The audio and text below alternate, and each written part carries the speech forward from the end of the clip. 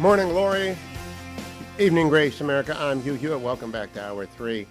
Gentleman Jim Garrity doesn't get his normal entry music today. I'm sure it's depressed him quite a lot. Jim, I want to raise with you a very difficult issue.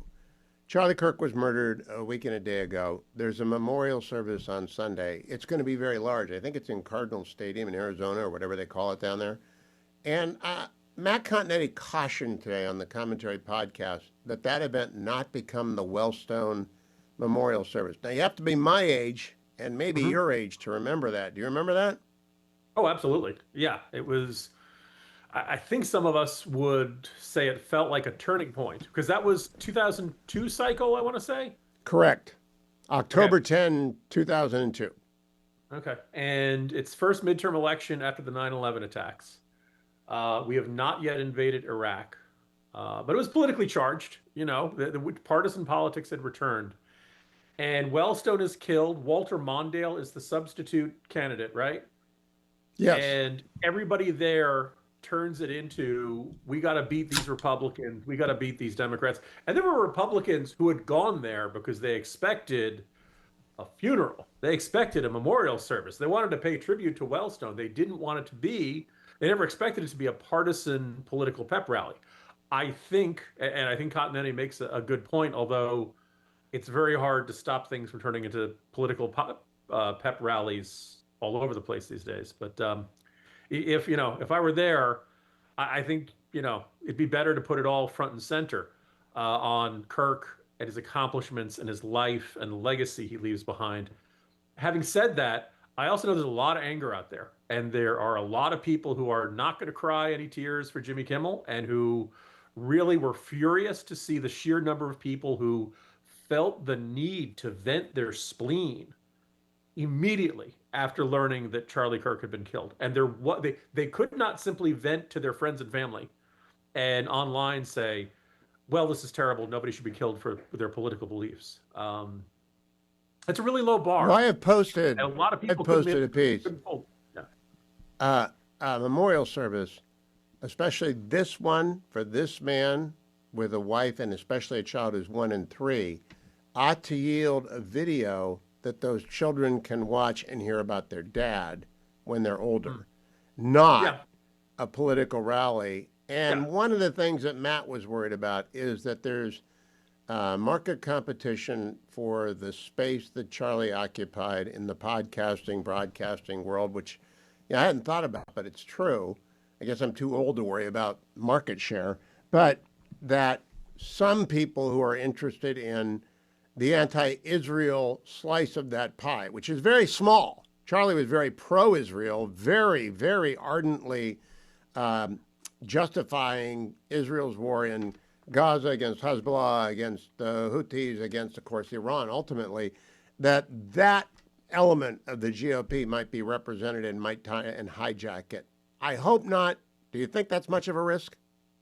Hugh, do you think when Candace Owens stubs her toe, she says, darn those Jews? She If does, but she won't be there. I just Charlie got to dropped her observe like a hot. Charlie there is tossed her nothing from the in this boat a long world time she ago. can't find a way to blame the Jews for. Right after Kirk was killed, a lot of folks on the right came out. First of all, I noticed like almost everybody on Facebook and on X, they're posting pictures of him with them. And he seemed like that Andrew Breitbart kind of figure where it seemed like he had 5 minutes of time for everybody. And as a result, everybody felt like that 5 minute conversation they had, like they thought of him as a friend forever. So that's another reason why so many conservatives are taking this so hard. He wasn't just a revered public speaker and all that stuff. They felt like they knew him. And on some level, they did, even if they didn't get to, hang out with him a lot. Secondly, a whole bunch of folks on the right said something like, my last conversation with Charlie Kirk was about X. And a lot of them had, and Charlie told me to keep fighting on X. And I don't mean X, the social media. I mean, whatever their pet or favorite issue was. And as much as you kind of roll your eyes at that, there's also a sense that like that's probably what Charlie Kirk would say to somebody of keep fighting the good fight, keep doing what you're doing. So I don't think these people are necessarily lying when everybody says their last conversation was about a different topic there. Yeah, it's been really weird to see the elbowing aside and the desire to say, "Oh, I was Charlie Kirk's best friend, and I'm the one who really knew," and and this competition for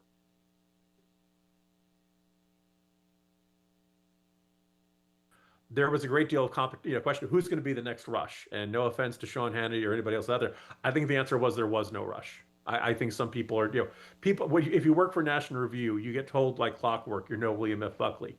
No kidding, and kidding was not the first word I wanted to say there. None of us were William F. Buckley, right?